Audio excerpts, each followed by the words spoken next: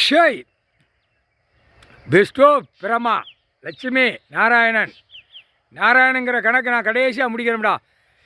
முக்கால் சத்தியம், லட்சுமி, சரஸ்வதி, பார்வதி, 5 பேர் கணக்கு. டெல்லி டு தமிழ்நாடு, தமிழ்நாடு டெல்லி. நீதிமன்ற கோர்ட்டில் ஜட்ஜி கோர்ட்டாருக்கு ஆணுக்கு பெண்ணுக்கும் நாக்கில் திரிசூலத்தில் குத்துதார்.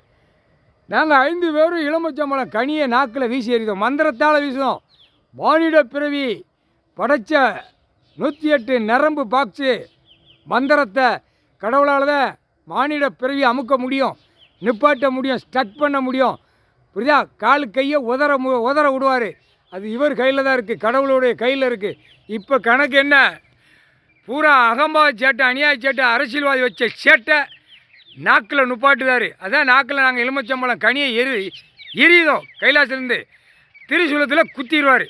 குத்திட்டாருன்னா வெளியே கணக்கு வராது. அந்த நேரம் வானரப்போட இராணுவ வரையில் இவனுங்களை ஒட்டு மொத்தமாக டெல்லியில் தமிழ்நாடு வலிச்சு அள்ளி செயலரில் ஏற்றிவிடுவார். முக்கால் சத்தியம். புரிஞ்சுக்கோங்கடா.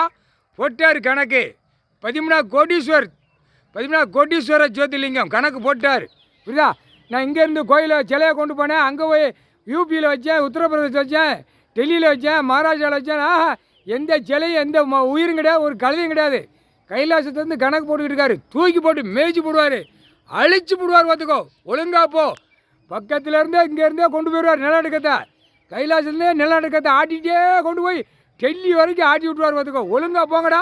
ஆட்டி விட்டுருவார். ஒரு ஆட்டு பட்ட பகலில் இறக்கிடுவார். கொடல் மண்டை மூளை செதறி போவோம் பட்ட பகலில். ஒழுங்கா போ. முக்கால்